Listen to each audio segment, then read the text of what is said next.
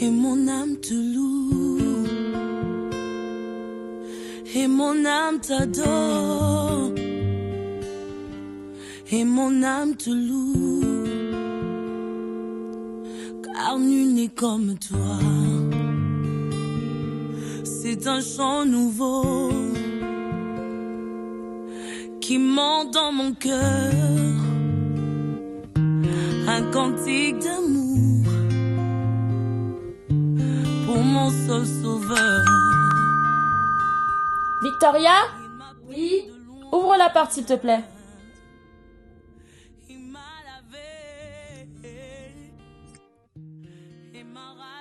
Oh, bonjour Aziza. Bonjour Francine. Comment tu vas? Très bien, et toi? Entrez. Oh, ça va tout doucement, on se promenait, je me suis dit, on vient te voir un petit peu. Ah oui, ça fait un petit moment, c'est vrai. Bah depuis oui. dimanche dernier. Exactement, je te présente notre frère David.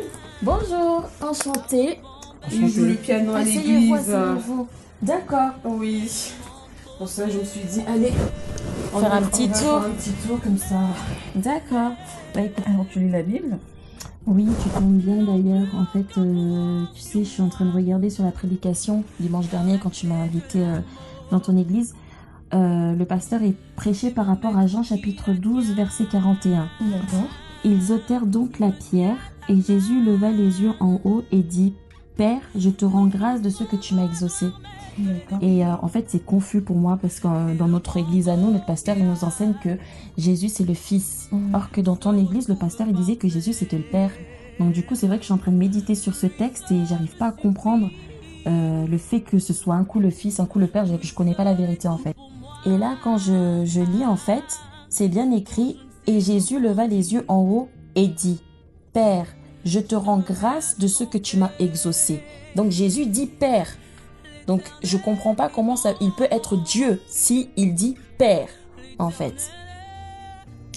Oui, tu sais, Aziza, la Bible nous dit aussi que nous connaissons en partie, nous prophétisons en partie. Ouais. Donc, faut pas que tu cherches à trop comprendre, te mettre trop de choses dans la tête. Et le frère David qui est juste là, il s'y connaît beaucoup, donc il est mieux disposé pour répondre à toutes tes questions. Oui, c'est vrai que c'est important pour moi parce que j'arrive pas à croire à quelque chose que je comprends pas. Exactement. Mais t'inquiète pas, le frère David, il est fort dans ce domaine, donc... Merci déjà pour la parole. J'ai béni les Seigneurs, tu sais, c'est pas pour rien que tu te poses ces genres de questions. C'est parce que tu es une fille de Dieu, c'est parce que tu aimes la parole et c'est parce que Dieu veut t'ouvrir quelque chose. Tu sais, les choses de Dieu, c'est spirituel. Dieu est esprit. Pour comprendre les choses de l'esprit, il faut avoir l'esprit de Dieu. Donc, personne ne peut comprendre les choses de Dieu si Dieu lui-même ne l'explique pas. Donc, c'est lui qui nous explique les choses de Dieu ou la profondeur de Dieu, c'est le Saint-Esprit. Allons dans le livre des 1 Corinthiens 2, verset 13 à 14. J'ai trouvé, je peux lire. Mais l'homme animal ne reçoit pas les choses de l'Esprit de Dieu, car elles sont la folie pour lui. Et il ne peut connaître parce que c'est spirituel qu'on en juge. C'est-à-dire, ces choses-là, c'est pas tout le monde qui peut le comprendre. L'homme animal, c'est qui? L'homme animal, c'est celui qui n'a pas l'esprit de Dieu. Or, celui qui n'a pas l'esprit de Dieu, il ne pourra pas comprendre les choses de Dieu. Pour comprendre les choses de Dieu, il faut avoir l'esprit de Dieu. Excusez-moi, est-ce que je peux enlever ma veste parce que j'ai chaud. Donc, Jésus étant le prophète, la vie de Jésus est un enseignement pour nous. Pour comprendre ce que Jésus faisait, pourquoi Jésus priait, pourquoi Jésus disait « Père, je te rends grâce de ce que tu m'as exaucé ». Jésus s'adressait à qui? Pour comprendre ces choses-là, nous allons prendre le livre des Exodes. Exode 34, verset 4. Exode 34, 4. Alors Moïse tailla 2 tables de pierre comme les premières. Il se leva de bon matin et monta sur la montagne de Sinaï, selon l'ordre que l'Éternel lui avait donné. Et il prit dans sa main les 2 tables de pierre. On continue. L'Éternel descendit dans une nuée, se tint là près de lui et proclama le nom de l'Éternel. On s'arrête là. Si vous n'avez pas l'Esprit de Dieu, vous verrez comme s'il y a 2 éternels. Or, il y a le même Éternel qui descend. Nous avons qu'un seul Éternel, c'est lui-même Dieu, notre Père, Dieu le Père. La Bible dit l'Éternel descendit dans une nuée, s'étint là auprès de lui Et l'Éternel proclama le nom de l'Éternel. Donc, l'Éternel qui proclame le nom de l'Éternel. Donc, dans cet évangile, nous croyons que Dieu proclame le nom de Dieu. Dieu est un adorateur de Dieu. Dieu s'adore lui-même. Dans cet évangile, nous croyons ça. Parce que la Bible dit, l'Éternel est descendu dans une nuée et proclama le nom de l'Éternel. Et pour comprendre réellement l'idée ou la pensée de Dieu dans cette écriture, nous allons maintenant comprendre c'est quoi la nuée. Nous allons lire le livre de Jude 1, verset 11, pour comprendre. Malheur à eux, car ils ont suivi la voie de Caïn. Ils se sont jetés pour un salaire dans l'égarement de Balaam. Ils se sont perdus dans la révolte de Corée. On descend. Ce sont des écueils dans vos agapes, faisant impudemment bonne chère, se repaissant eux-mêmes. Ce sont des nuées sans eau, poussés par les vents, des arbres d'automne sans fruits, 2 fois morts, déracinés. D'accord. On prend juste cette partie-là là où il dit « ce sont des nuées sans eau ». C'est-à-dire, c'est lui qui prêche mal l'évangile. Les faux prophètes, c'est comme des nuées sans eau. La Bible nous définit la nuée comme un prophète. Donc la nuée, c'est un prophète. Maintenant, la nuée sans eau, c'est un faux prophète. Maintenant, Dieu est descendu dans un corps d'un prophète dans la Bible. Et ces prophètes-là, c'est qui? C'est Jésus. Parce que la Bible dit, l'Éternel est descendu dans une nuée, et s'éteint là auprès de lui. Or, Moïse représente aussi un peuple. L'Éternel est descendu dans une nuée, s'éteint là auprès de lui et proclama le nom de l'Éternel. Donc, si nous regardons bien, nous voyons que l'Éternel a pris un corps et il est venu auprès des hommes, auprès de Moïse. Moïse représente aussi un peuple. Et l'Éternel est venu auprès d'un peuple pour l'enseigner la bonne nouvelle.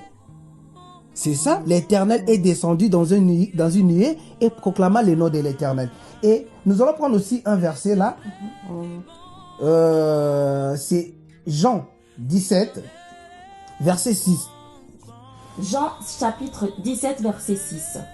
J'ai fait connaître ton nom aux hommes que tu m'as donnés du milieu du monde. Ils étaient à toi et tu me les as donnés. Ils ont gardé ta parole. Je continue, verset 7. Maintenant, ils sont connus que tout ce que tu m'as donné vient de toi. Car je leur ai donné les paroles que tu m'as données et ils les ont reçues et ils ont vraiment connu que je suis sorti de toi et ils ont cru que tu m'as envoyé. Voilà. Donc, nous comprenons que l'Éternel est descendu dans une nuée et proclama le nom de l'Éternel. C'est aussi l'Éternel est descendu lui-même et prêchait le nom de l'Éternel. Car dans la Bible, Dieu a dit à Moïse, cette fois-ci, mon peuple sera enseigné par moi-même. Cette fois-ci, mon peuple sera enseigné par moi-même. Donc, l'Éternel est venu et descendu dans un corps. L'Éternel a pris un corps. L'Éternel a pris un corps. Nous voyons, l'Éternel est descendu dans une nuée. Donc, l'Éternel s'est incarné, a pris un corps pour prêcher la bonne nouvelle, pour prêcher son nom. Donc, voilà pourquoi, là, tu vois Jésus en train de dire que je leur ai fait connaître ton nom. Faire connaître le nom de l'Éternel, c'est enseigner le nom de l'Éternel, enseigner la parole de Dieu. Le nom de l'Éternel, c'est la parole de Dieu, c'est l'enseignement de Dieu. Donc, Jésus est le véritable, l'unique et le véritable Dieu que nous avons. Donc, Jésus, le mouvement que Jésus faisait là, avait un sens, avait un pourquoi. Tu vois, tout ce que Jésus faisait, c'était un message. Donc, lorsque Jésus priait, il s'adressait à lui-même. Donc, nous adorons un Dieu qui s'adore lui-même. Tu vois, aujourd'hui, pour que l'Éternel puisse écouter ta prière, il faut avoir Christ en toi. Et Christ, c'est lui-même lui-même Dieu. Donc, en quelque sorte, Dieu prie Dieu. Il faut que Dieu prie dans ta vie pour que Dieu puisse entendre la prière de Dieu. Car Dieu ne peut pas nous écouter. Et Dieu écoute Dieu dans l'homme. Il faut que tu puisses avoir Dieu dans ta vie pour que Dieu puisse écouter ta prière. J'avais une petite question. Est-ce que ça a un rapport avec la crucifixion de Jésus?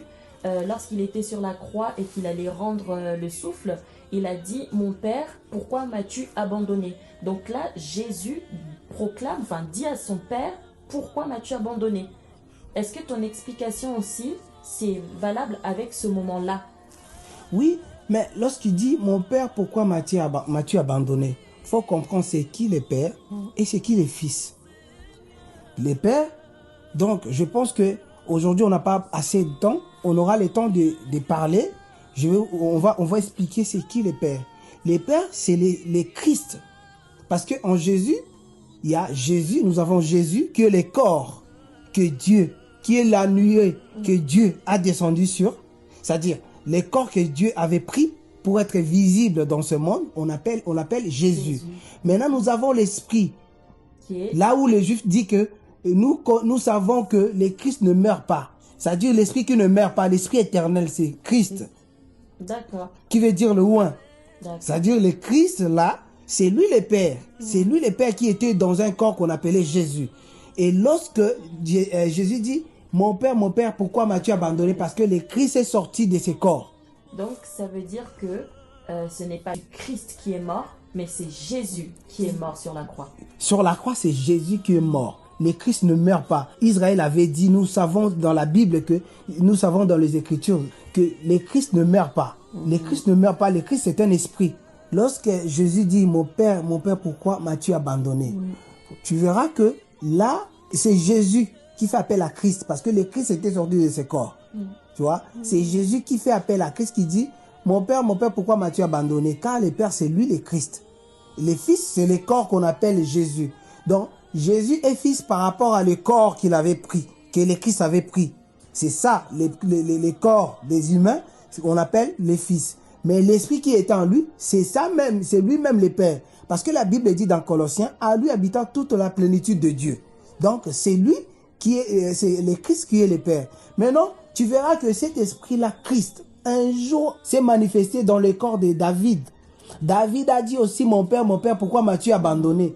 Dans Psaume 22, verset 2. David a dit, mon Père, pourquoi m'as-tu abandonné? Donc, David, par rapport à cet esprit-là qu'il avait, il a déjà commencé à prophétiser la souffrance de notre Seigneur Jésus. David avait déjà commencé à parler de ça. Donc, à prophétiser sur ça. Donc, lorsque Jésus prie Dieu, c'est ça même, l'Éternel proclame le nom de l'Éternel. Tu sais, la Bible dit, la vie d'un prophète est un message, est un enseignement pour le peuple. C'est-à-dire, Jésus étant le prophète, sa vie et tout ce que Jésus faisait est un enseignement pour nous, est un message pour nous. Maintenant, ce que Jésus faisait, il voulait juste enseigner à tout homme qui a le corps adamique que nous devons nous aussi prier. Nous devons prier, pourquoi? Parce que nous avons besoin de la prière. Nous avons besoin de Dieu. Déjà, nous devons tous prier. C'est pour ça que Jésus priait pour nous montrer, pour nous enseigner que nous devons nous aussi prier.